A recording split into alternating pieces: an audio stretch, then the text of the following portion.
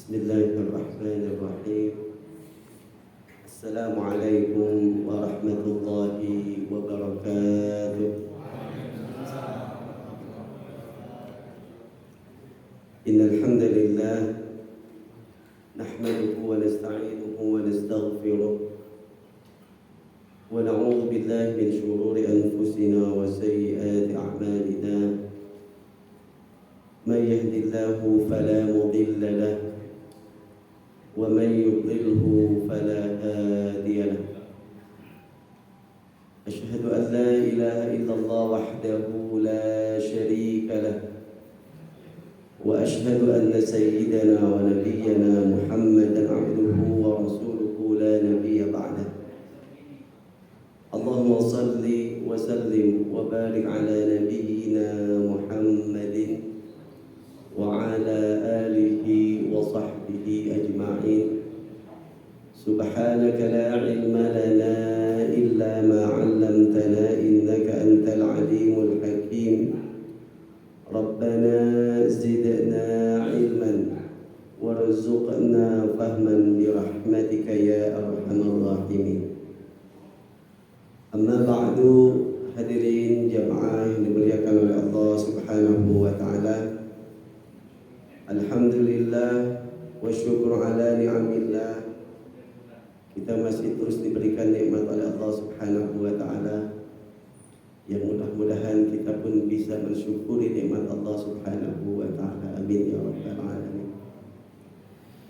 Hadirin jamaah yang dimuliakan oleh Allah Subhanahu wa taala. Insyaallah kita akan membahas tentang salatul musafir ataupun salat bagi orang yang dalam perjalanan.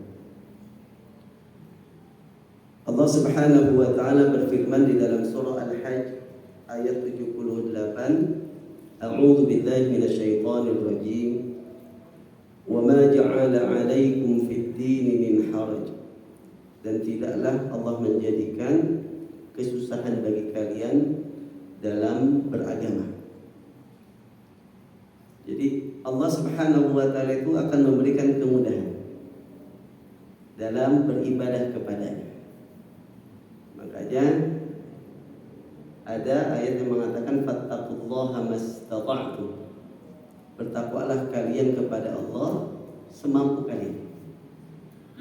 Semampu di sini berdasarkan kondisi kita. Makanya dalam salat wajib, dalam salat fardu, ketika kita tidak mampu salat dengan berdiri, boleh dengan duduk. Duduk tidak mampu, boleh dengan meletakkan anggota tubuh sebelah kanan sambil kita menghadap kiblat. Kalau kanan nggak kuat, kiri. Kalau nggak bisa sambil terlentang, tapi agak diangkat.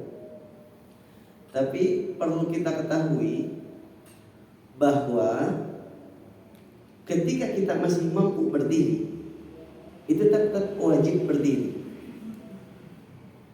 Karena memang Rasulullah menerangkan bahwa ketika kita mampu berdiri, masih tetap wajib berdiri. Bahkan para ulama memasukkan berdiri di dalam sholat itu termasuk rukun sholat. Jadi misalkan ada orang datang sholat, dia masih bisa berjalan. Kemudian ketika sholat, jangan langsung duduk, karena sholatnya sholat fardu. Tapi berdiri dulu. Berdiri, ketika mampu berdiri, dia tetap wajib berdiri. Tapi ketika misalkan kalau ruku nggak mampu karena sakitnya nggak tahan, ya, begitupun ketika sujud, maka boleh dulu pas ruku dan sujudnya. Ya, tapi ketika berdirinya masih mampu, itu masih tetap wajib berdiri. Ya, mohon maaf kadang ada jamaah karena mungkin dia sakit ketika ruku ataupun sujud, akhirnya ketika sholat dari lemak sini mampu jalan. Tapi kenapa ketika sholat dia langsung duduk? Ya. Maka fattaqullaha mastata'tum, bertakwalah kepada Allah, jalankanlah perintah Allah semampu kalian. Ketika kita mampu untuk berdiri, berdiri dulu. Jangan langsung. Begitupun ketika seseorang berada dalam perjalanan atau disebut musafir, ya. Maka Allah Subhanahu wa taala pun memberikan keringanan. Bahkan ada ungkapan yang mengatakan wasafaru qit'atun minal 'adzab. Safar atau perjalanan itu adalah bagian dari siksa. Bagian dari azab. Ya. Kenapa dikatakan demikian? Yafqadu fihi al-insanu istiqrarahu wa asbab rahatihi. Karena dalam perjalanan seseorang itu kehilangan ketenangan. Ya, kehilangan sebab ketenangan hatinya, ketenangan jiwanya, ketenangan badannya. Meskipun dengan menggunakan kendaraan apapun. Sekarang mungkin kan sudah canggih Pak, mobil aja model terbaru bagus, model terbaru lagi bagus. Begitupun transportasi umum, bis, sekarang sudah ada kelas sleeper misalnya. Ya, kemudian kereta pun berbenah. Apalagi pesawat ada beberapa kelas, ya. Akan tetapi yang namanya tidur di atas kendaraan berbeda dengan ketika kita tidur, ya, di atas kasur di rumah gitu kan. Karena memang perjalanan itu meskipun transportasinya bagus, itu masih membuat seseorang itu boleh untuk mengambil rukhsah. Makanya para ulama tidak menjadikan masyaqqah itu sebagai ilat atau sebab dibolehkannya menjama' atau mengqashar salat. Jadi bukan masyaqqah ilatnya. Ilat itu sebab, ya.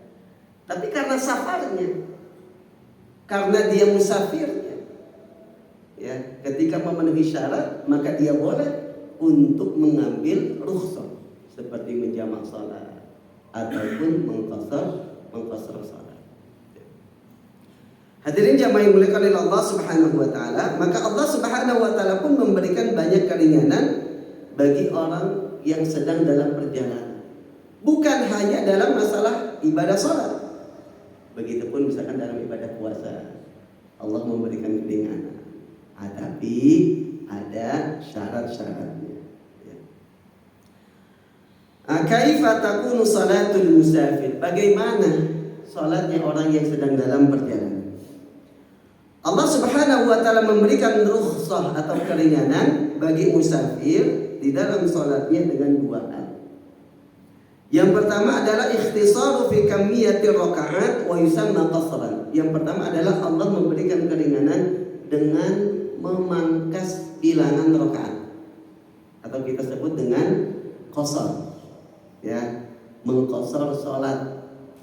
Ya. Bukan salat qasar, tapi mengqasar salat. Karena salat qasar hakikatnya enggak ada, Pak. Yang ada salat subuh, zuhur, asar gitu ya. Yang ada mengqasar atau memangkas bilangan rakaat salat. Begitupun bukan salat jamak, tapi menjamak salat gitu ya. Yang kedua adalah menjamak salat tadi. Ya. Menjamak salat, ya, antara zuhur dan asar, kemudian maghrib dan isya. Ya. Yang pertama adalah qasar. Yang dimaksud dengan mengqasar salat huwa an tu'adda as-salatu ruba'iyyah ka-zuhri wal 'ashri wal isya rak'ataini badalan min arba'. Jadi yang dimaksud mengqasar salat itu adalah salat yang 4 rakaat, ya, seperti salat zuhur, asar dan salat isya itu dilaksanakan 2 rakaat. Jadi bukan 4 rakaat. Nah, ini yang dimaksud dengan mengqasar atau meringkas rakaat di dalam salat.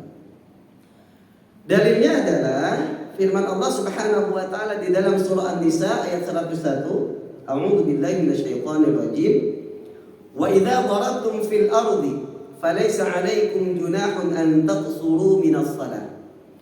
Apabila kalian bepergian, maka tidak ada dosa bagi kalian untuk mengqasar salat. Begitupun hadis Rasulullah sallallahu alaihi wasallam riwayat Imam Muslim dan yang lainnya dari Ya'la ibn Umayyah. Beliau menceritakan, qultu li Umar ibn Khattab radhiyallahu anhu. Saya pernah berkata kepada Umar bin Khattab, kata Ya'la ibn Umayyah. Jadi Ya'la ibn Umayyah ini bertanya kepada Umar bin Khattab. Ya'la ibn Umayyah itu mempermasalahkan tentang ayat tadi. Laisa 'alaikum junahun an taqsuru minas shalah. Ataupun ayat laisa 'alaikum junahun an taqsuru minas salati in khiftum an yaftinakumul ladzina kafaru. Tidak dosa bagi kalian untuk mengqashar salat ya, jika kalian takut ada terjadi sesuatu dari orang-orang kafir. Jadi dalam ayat ini disebutkan jika takut, dalam keadaan takut, khauf. Kemudian Ya'la ibn Umayyah bertanya kepada Umar bin Khattab, faqad aminan nas. Wahai Umar, sekarang kan kita sudah aman, sudah hijrah ke Madinah, sudah aman ya. Kemudian kita tidak sedang dalam peperangan, aman. Kita mau melaksanakan sholat yang 4 rakaat pun aman, nggak usah dipasang. Lalu bagaimana dengan firman Allah tadi? Ya, yang mana Allah menyatakan boleh mengqashar sholat kalau kalian takut dari orang-orang kafir. Sekarang sudah aman. Apakah ayat ini masih relevan dengan kondisi kita sekarang yang sedang aman? Kemudian Umar menjawab, faqala ajibtu mimma ajibta minhu. Saya pun tadinya ya terkaget-kaget sama seperti yang engkau sampaikan tadi, terheran-heran. Iya ya, Allah menyatakan kalau kita takut boleh mengqashar salat, tapi sekarang kondisinya sudah aman. Sehingga Umar ketika bingung seperti Ya'la bin Umayyah ini, Umar langsung bertanya kepada Rasulullah sallallahu alaihi wasallam. Fasa'altu Rasulullah sallallahu alaihi wasallam an dzalika. Lalu dijawab oleh Rasulullah, faqala sadaqatun tasaddaqallahu biha 'alaikum faqbalu sadaqatahu. Kata Rasulullah, hai Umar, qashar itu merupakan sedekah dari Allah. Ya. Allah bersedekah kepada kalian, maka terimalah sedekah Allah. Artinya, ketika dalam keadaan aman sekalipun sudah tidak dalam keadaan takut lagi, maka diperbolehkan mengqashar salat. Ya, cuma nanti ada syarat-syarat. Ya, maka itulah dalil dari ayat Al-Quran, begitupun dari hadis Nabi Muhammad SAW ya, yang menerangkan tentang masyru'i atau disyariatkan atau dibolehkannya mengqashar salat. Hadirin jamaah yang dimuliakan oleh Allah Subhanahu wa taala. Kemudian wala budda li sihhatil qasri min mura'ati syuruti taliyah. Untuk mengqashar salat itu harus memenuhi syarat-syarat berikut. Yang pertama, an tata'allaqa bi dhimmatihi fis safar wa yu'addiyaha aidan fis safar. Boleh mengqashar salat ketika seseorang itu sudah mulai safar, ya, atau dia masih berada dalam safar. Maka tidak boleh orang yang belum berangkat untuk mengqashar salat, ya, karena dibolehkannya mengqashar salat itu ketika dalam perjalanan. Jadi sebelum mulai perjalanan sudah mengqashar salat, maka tidak memenuhi syaratnya.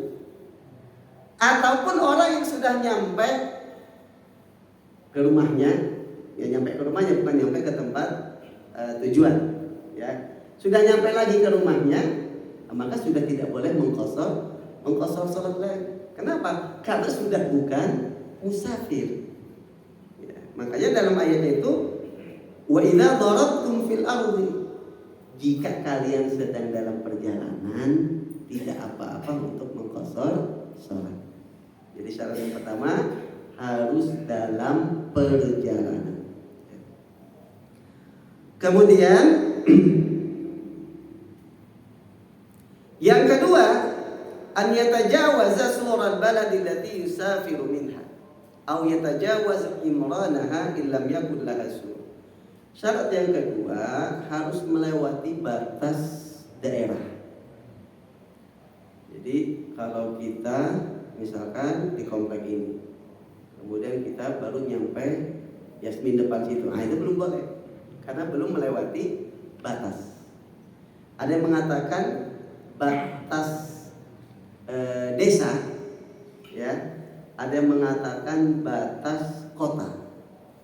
Berarti kalau batas desa Yasmin itu masuk Bogor, Bogor Barat ya.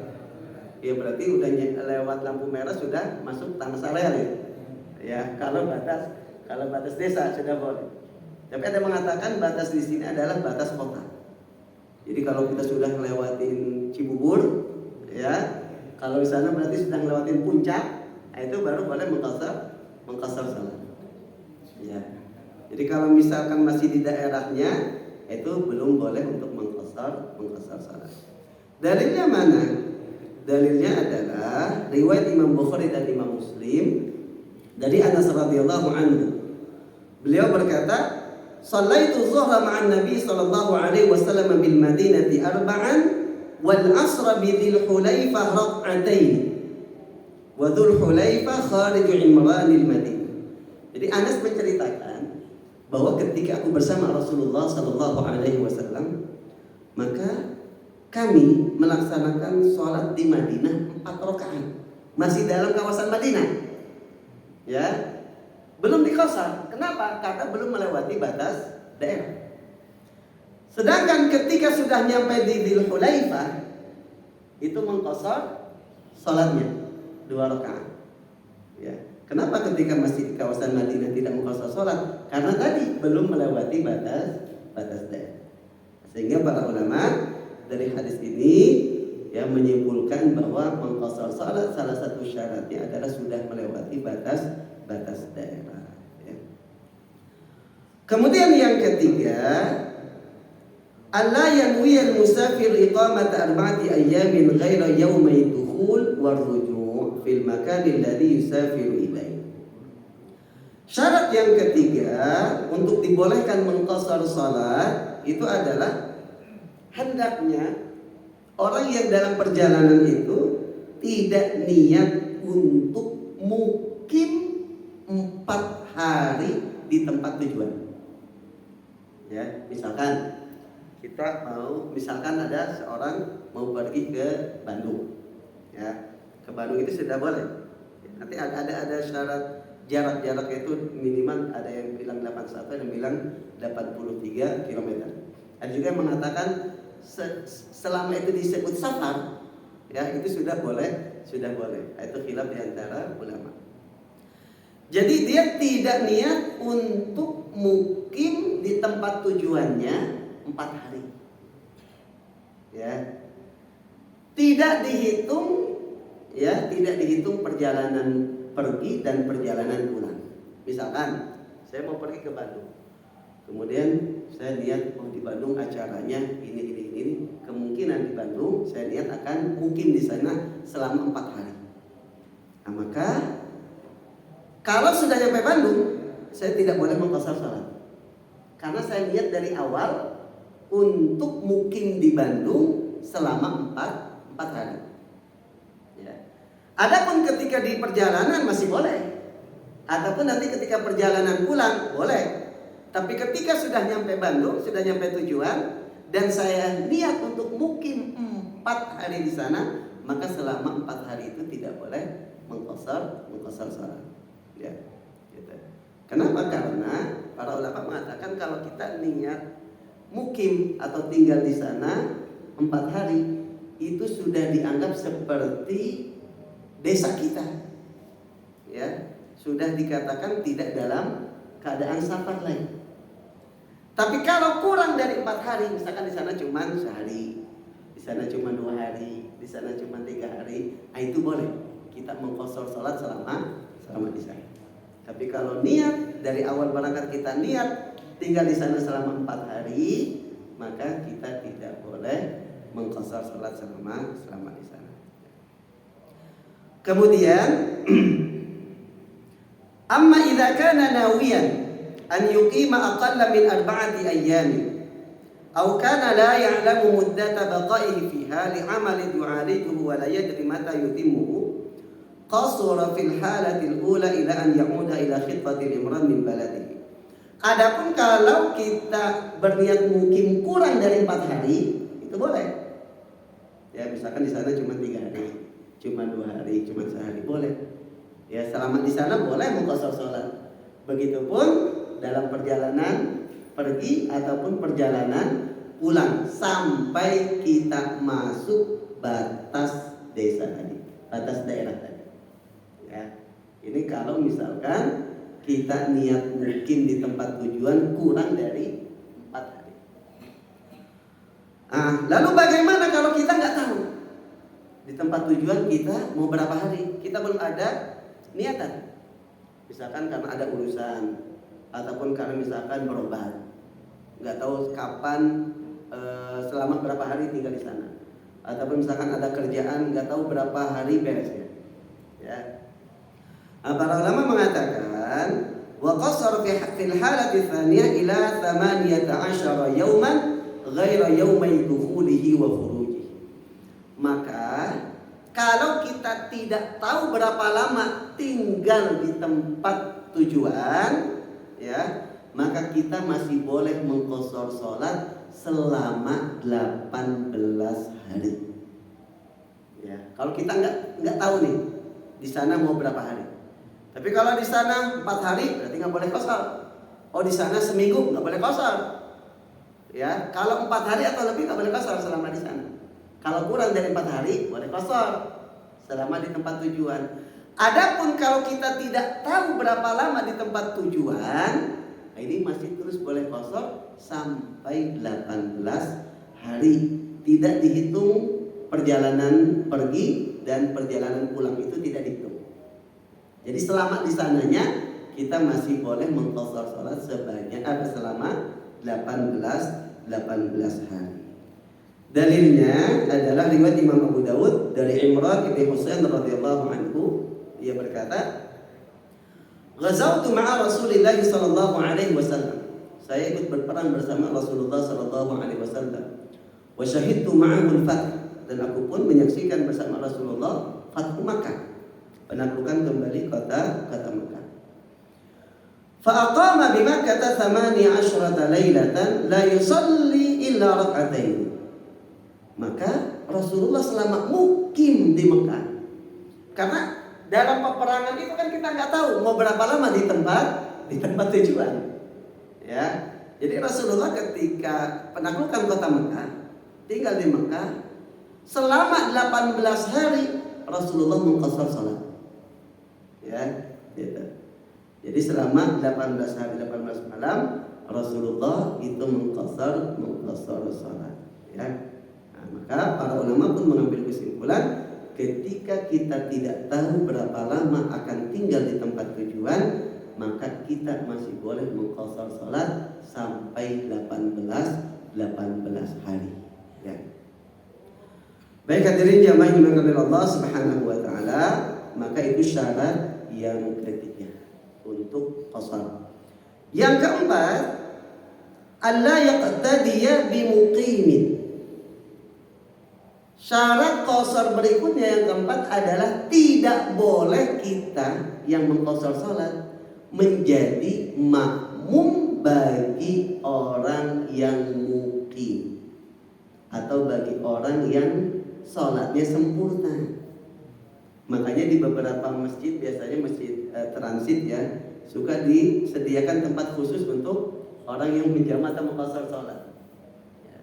Karena memang kalau kita dalam keadaan musafir, kemudian kita mengqashar salat, sedangkan imamnya itu tidak mengqashar salat, enggak boleh.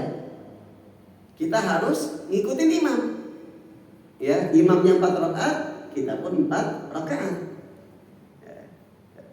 Tapi kalau sebaliknya itu boleh. Kalau imamnya mengqashar salat, sedangkan makmumnya tidak mengqashar salat, itu malah boleh. Ya, dalilnya adalah bahwa Yusannu lahu idza salama ala ra'si rak'ataini an yubadira al-muqtadina fa yaqulu lahum atimmu salatakum fa inni musafir. Dari riwayat Imam Ahmad dengan sanad sahih dari Ibnu Abbas radhiyallahu anhuma bahwa Ibnu Abbas pernah ditanya, "Ma balul musafir yusalli rak'ataini idza farada wa arba'an idza tamma bi muqimin?" Faqala tilka hiya sunnah. Jadi Ibnu Abbas pernah ditanya oleh para sahabat, wahai Ibnu Abbas, kenapa seorang musafir itu ketika dia sholat sendiri dia mengqashar sholat, tapi ketika dia menjadi makmum bagi imam yang mukim atau imam yang tidak mengqashar sholatnya, maka musafir tersebut menyempurnakan sholatnya 4 rakaat. Kenapa? Kenapa dia enggak mengqashar sholat padahal dia sedang dalam keadaan musafir? Kemudian dijawab oleh Ibnu Abbas radhiyallahu anhu, tilka hiya sunnah. Itulah sunnah yang diajarkan oleh Rasulullah sallallahu alaihi wasallam. Jadi kalau orang musafir mau mengqashar sholat sedangkan imamnya itu orang mukim tidak mengqashar sholat, maka tidak boleh, harus menyempurnakan sholat. Adapun sebaliknya, wajah fi hadits Imran radhiyallahu anhu sabit wa yaqulu ya ahlal balad sallu arba'an fa innana qaumun safrun. Jadi ada riwayat hadis Imran radhiyallahu anhu, dia mengatakan, wahai penduduk negeri ini, salatlah kalian 4 rakaat. Sesungguhnya kami ini orang-orang yang sedang dalam perjalanan. Jadi imamnya salatnya 2 rakaat. Kalau ada makmum yang mukim bukan musafir sehingga dia harus sholat 4 rakaat, maka boleh mengikuti imam yang sholatnya qashar. Sehingga imam ketika sudah 2 rakaat, assalamualaikum warahmatullah, assalamualaikum warahmatullah, maka imam boleh mengatakan kepada makmumnya, lanjutkan sholatnya, kami sedang dalam perjalanan sehingga mengqashar sholatnya. Nah, maka makmum yang mukim yang bukan musafir melanjutkan menjadi 4 rakaat. Ya. Jadi yang tidak boleh itu kalau makmumnya mengqashar salat sedangkan imamnya tidak mengqashar salat. Kenapa? Harus sama. Tapi kalau misalkan dibalik boleh, Pak. Kalau misalkan imamnya yang mengqashar salat, makmumnya tidak mengqashar salat, masih boleh mengikuti, tapi nanti disempurnakan. Hadirin jamaah yang dimuliakan Allah Subhanahu wa taala, maka itulah keempat syarat mengqashar salat. Ya. Jadi yang pertama tadi harus sudah dalam perjalanan, tidak boleh ketika masih di rumah atau belum berangkat ataupun ketika sudah nyampe rumah. Kemudian syarat yang kedua adalah sudah melewati batasan daerah, ya. Kemudian yang ketiga, tadi kalau kita niat untuk mukim 4 hari di tempat tujuan, maka tidak boleh mengqashar salat selama di tempat tujuan tersebut. Tapi kalau misalkan kurang dari 4 hari, maka boleh. Lalu kalau misalkan kita nggak tahu berapa lama kita di tempat tujuan, maka masih boleh mengqashar salat maksimal 18 hari. Dan syarat yang terakhir yang keempat yaitu tidak boleh bermakmum kepada imam yang salatnya sempurna. Hadirin jamaah yang dimuliakan oleh Allah Subhanahu wa taala. Kemudian yang kedua adalah menjamak salat. Ya. Keringanan yang kedua yang Allah berikan kepada seorang musafir ketika dalam safarnya dalam ibadah salat, yang pertama qashar, yang kedua adalah menjamak salat. Yang dimaksud dengan jamak itu menggabungkan. Dan ingat, yang digabungkan hanya zuhur sama asar, maghrib sama isya. Ya. Karena ada aja Pak orang, kemarin tuh saya baru pulang dari Jawa Timur sama kawan saya. Kawan saya itu cerita, ada supirnya itu pernah bilang gitu, Pak, menjamak sholat dalam sebuah perjalanan, bukan perjalanan kemarin. Kemudian kawan saya itu cerita, ini si Mamang kemarin pernah sholat menjamak, yang dijamak asar dengan maghrib. Akhirnya dikasih tahu sama kawan saya, Mang, yang boleh dijamak itu hanya zuhur sama asar, kemudian maghrib sama isya. Ya, kalau asar dengan maghrib tidak bisa dijamak. Ya, jadi ada pasangannya. Kemudian dalilnya adalah bahwa dari Ibnu Abbas radhiyallahu anhu, dia menceritakan bahwa Rasulullah sallallahu alaihi wasallam menjamak antara sholat zuhur dan asar, ya. Kemudian juga antara maghrib dan isya ketika dalam perjalanan. Kemudian jamak ini dibagi dua. Ya, wa yanqasimu jam'u shalat ila qismain. Menjamak salat itu dibagi dua. Yang pertama jamak takdim. Takdim itu memajukan, mendahulukan. Yang kedua jamak takhir, mengakhirkan. Takdim itu berarti kalau zuhur sama asar, asarnya ditarik ke zuhur, dilaksanakan di waktu zuhur. Kalau takhir berarti zuhurnya ditarik ke asar, dilaksanakan di waktu asar. Begitupun maghrib dan isya. Kemudian syarat jamak takdim, ya. Yang pertama at-tartibu bainahuma, harus berurutan kalau untuk jamak takdim. Jadi kalau jamak takdim zuhur sama asar, jangan kita melaksanakan asar dulu baru zuhur. Harus urutan, zuhur dulu baru asar. Kalau jamaknya jamak takdim. Maghrib sama isya, jamak takdim melaksanakan di waktu maghrib, berarti sholat maghrib dulu yang kita kerjakan, baru sholat isya. Jadi harus berurutan kalau jamak takdim. Karena nanti kalau jamak takhir tidak disyaratkan berurutan, boleh. Misalkan kita zuhur sama asar dilaksanakan di waktu asar, mau kita sholat zuhur dulu silahkan, mau asar dulu silahkan. Tidak disyaratkan untuk berurutan. Tapi kalau jamak takdim disyaratkan harus berurutan. Syarat yang kedua, an yanwiya jam' ats-tsaniyah ma'al ula qabla faraghihi min as-salatil ula. Walakin yusannu an takuna an-niyyatu ma'a takbiratil ihram biha.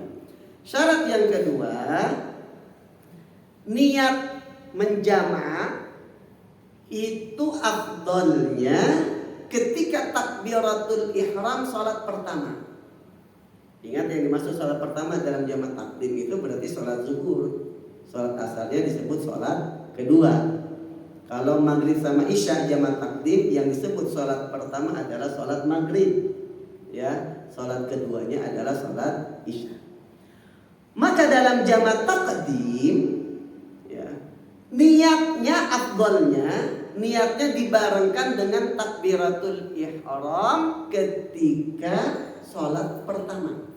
Berarti zuhur sama asar, pas salat zuhur kita sudah niat menjamak takdim. Atau itu yang paling afdal. Ataupun masih boleh kita niat menjamak takdim sebelum selesai salat pertama. Jadi misalkan awalnya kita nggak niat jamak, Pak. Ya, awalnya kita nggak niat jamak. Pas di tengah salat, oh, kan sudah boleh jamak. Kemudian niat jamak, boleh. Ya. Yang penting sebelum selesai salat pertama. Selesai salat pertama itu dengan salam, ya, dengan salam. Jadi kalau sudah salam, assalamualaikum warahmatullahi wabarakatuh. Oh iya, niat jamak udah nggak boleh. Tapi kalau sebelum salam masih fil alamin innaka hamidum majid, kemudian kita niat menjamak salat, itu masih boleh. Ya, tapi tadi afdolnya dibarengkan ketika di awal, ketika takbiratul ihram. Ya. Nah, kemudian syarat yang ketiga untuk jamak takdim al-muwalatu bainahuma. Harus mualat. Mualat itu berturut-turut, harus harus berturut-turut, tidak boleh dijeda. Kalau jamak taqdim tidak boleh dijeda. Ya, bi an yubadira ila tsaniyah fawra faraghi min al-ula wa taslimihi minha. Maka setelah salat pertama segera langsung melaksanakan salat yang kedua. Ya. Maka tidak dijeda dengan salat sunnah, dengan zikir, dengan doa, tidak.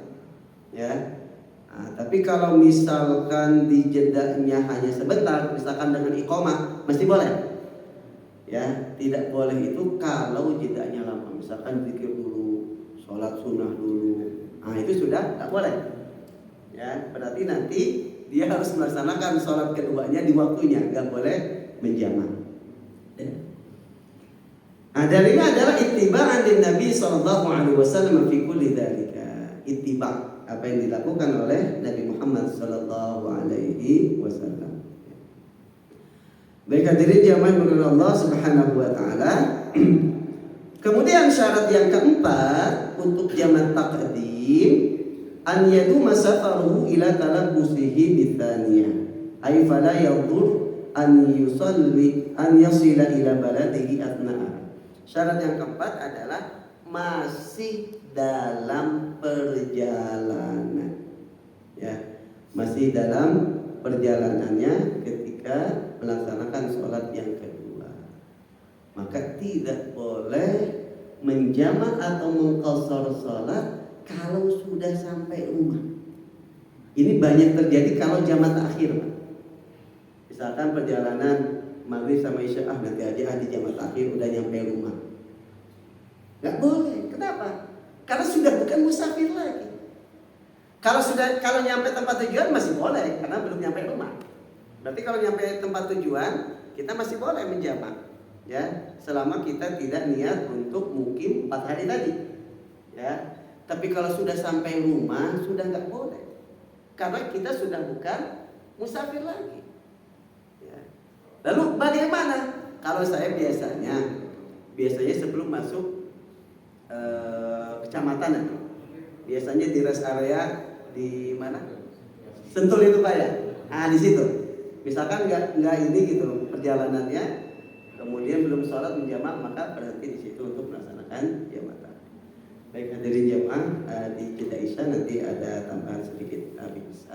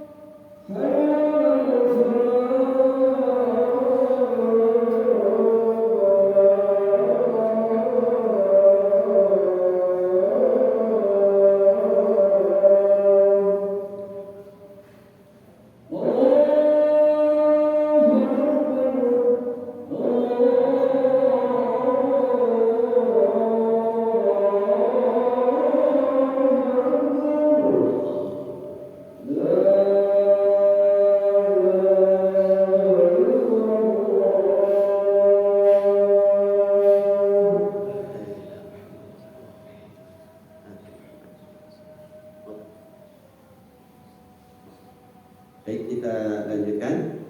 Jadi untuk jamak taqdim itu ada 4 syarat tadi. Ya. Yang pertama itu harus tertib berurutan. Salat pertama dulu baru salat yang kedua. Syarat yang kedua adalah niat menjamaknya, afdalnya di awal. Ketika memulai takbiratul ihram atau sebelumnya atau masih boleh niat menjamaknya ketika sebelum selesai sholat yang pertama, sebelum salam. Kemudian syarat yang ketiga harus muwalat, tidak boleh dijeda. Ya, tidak boleh dijeda lama. Kalau diselingi dengan iqamah masih boleh. Tapi kalau diselingi dikir lama, apalagi sholat sunnah, maka itu sudah tidak boleh. Kemudian syarat yang keempat adalah masih dalam perjalanan. Berikutnya adalah syurut jam'i takhir, syarat-syarat jamak takhir. Yang pertama adalah an yanwiya jam'al ula takhiran khilala waqtiha al-asli.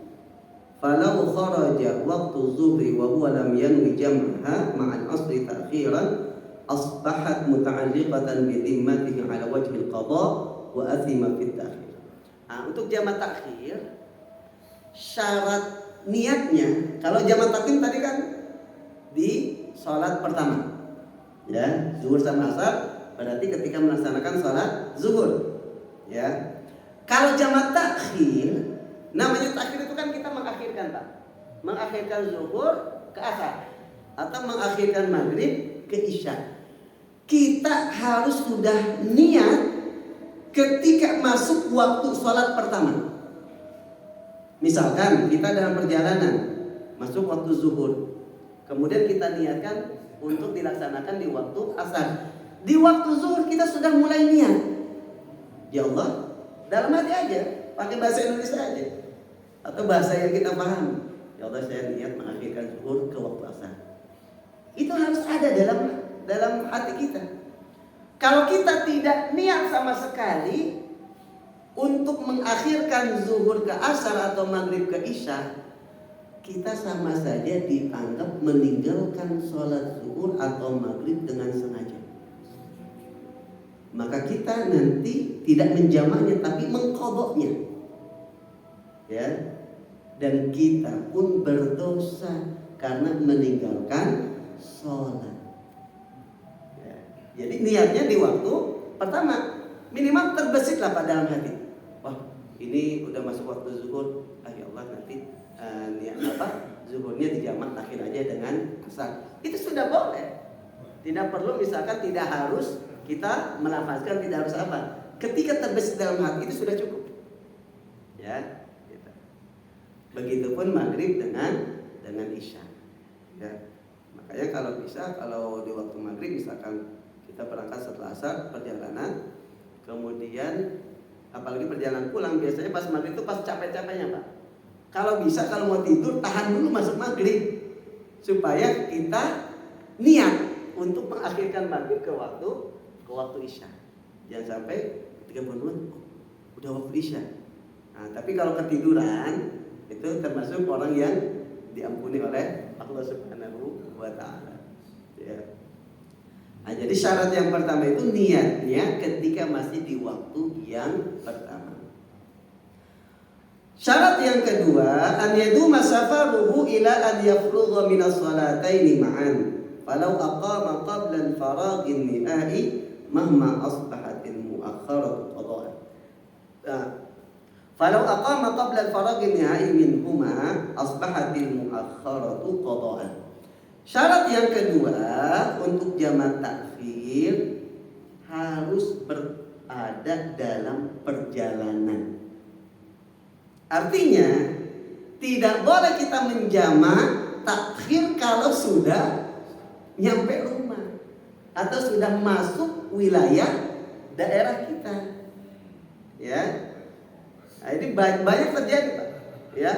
Banyak terjadi biasanya, tanggung kalau harus berhenti lagi, ntar aja sekalian di rumah lebih nyaman, lebih enak gitu kan. Kalau misalkan tidak jamak takhir sih nggak masalah. Cuman kalau kita punya tanggungan jamak takhir, jangan sampai melaksanakannya ketika sudah nyampe rumah, karena sudah bukan musafir lagi, gitu ya.